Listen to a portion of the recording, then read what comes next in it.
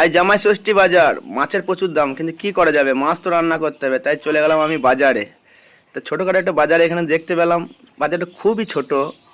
তো এখান থেকে মাছ নিয়ে নিলাম, কিছু সবজি নিয়ে নিলাম, কেন আজকে গাড়ি আমাদের খালি হবে না, তার জন্য রান্না বান্না করে খাওয়া দাওয়া করে গাড়িতেই আমরা আরাম করব। তা মাছটা নিলাম রুই মাছ, 200 টাকা কিলো। কিন্তু মেদিনীপুরে মাছ খুবই সস্তা হয়, আজ জামাই ষষ্ঠী বাজার যেহেতু, তাই মাছের বেশি দাম পড়ে গেল। মাছ দেখে তাকিয়ে আছে, খুব সুন্দরভাবে তাকিয়ে রয়েছে। তো আজ মাছ দিয়ে আলু দিয়ে রান্না হবে, তো আপনারা ভিডিওটা অবশ্যই দেখবেন। তো প্রথম আমরা মাছগুলোকে ভালো করে আলু দিয়ে কষিয়ে নিয়ে জল দিয়ে দিই, সেটা আমাদের রান্না শর্টকাটে করতে হয়, যেহেতু গাড়িতে রান্না বেশি মানে গ্যাস ইনভেস্ট করা যাবে না। তাই আলু মাছ সব একসাথে পেঁয়াজ দিয়ে বেশ ভালো করে কষিয়ে রান্না বান্না করে নিয়ে, আর তার আগে ভাতটাকে ফুটিয়ে নিয়েছি।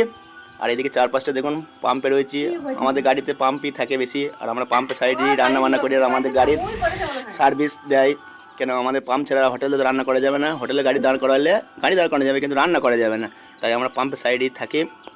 তো এইভাবে আপনারা রান্না করে খাবেন, দেখবেন খুব সুন্দর লাগবে।